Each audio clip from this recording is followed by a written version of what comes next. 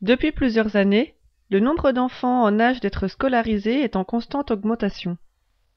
Dans le cadre de la politique de non-remplacement d'un fonctionnaire sur deux, le gouvernement ferme massivement des classes et supprime des postes sans aucune considération pédagogique.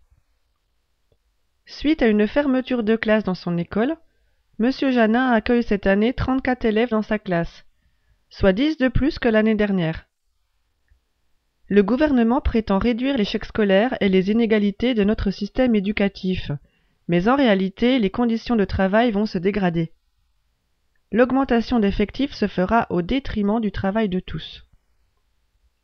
Avec une classe de maternelle également fermée, l'accueil des plus jeunes enfants est menacé. La petite Inès et ses camarades ont peu de chances d'être admis à l'école à la rentrée prochaine. Conformément à la loi de 2005, les enfants en situation de handicap sont accueillis dans les classes ordinaires, sans formation supplémentaire ni spécifique des enseignants. Ainsi, Jules est scolarisé dans la classe de M. Janin. Jules bénéficie de l'aide de Karine, AVS, quelques heures par semaine seulement. C'est largement insuffisant et inadapté à la réalité des besoins de Jules. Karine, quant à elle, mériterait un statut et un salaire décents et aurait besoin d'une réelle formation.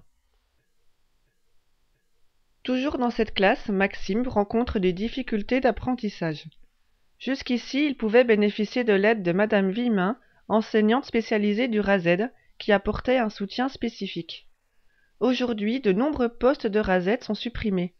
C'est d'autant plus grave qu'avec une classe surchargée, les élèves de M. Janin sont fragilisés, et ceux qui perdent pied sont de plus en plus nombreux. Quant à Thibaut, c'est d'une orientation dans une structure spécialisée dont il aurait besoin. Une classe à effectif réduit, avec un enseignement adapté. Mais faute de place, il devra poursuivre sa scolarité en échec scolaire dans la classe de M. Janin. Et si M. Janin tombe malade, pour pallier le manque de remplaçants, l'administration recrute à sa place du personnel jetable, embauché de façon précaire. Il peut s'agir de retraités, comme M. Philibert. Vu la situation, celui-ci ne restera pas longtemps et sera à son tour remplacé par M. Genevois, chômeur surdiplômé sans aucune notion de pédagogie. Dans ces conditions, les élèves sont privés d'enseignants qualifiés. Cela n'est pas sans conséquence sur les conditions d'apprentissage. Parents, enseignants, syndiqués ou non, se rassemblent en collectif pour empêcher la casse de l'école républicaine et laïque. Ils informent, alertent, manifestent, écrivent aux élus, font signer des pétitions.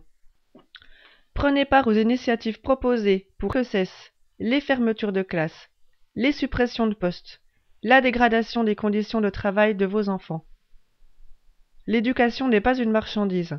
Cela coûte, mais c'est l'égalité et la possibilité de réussite pour tous qui est en jeu.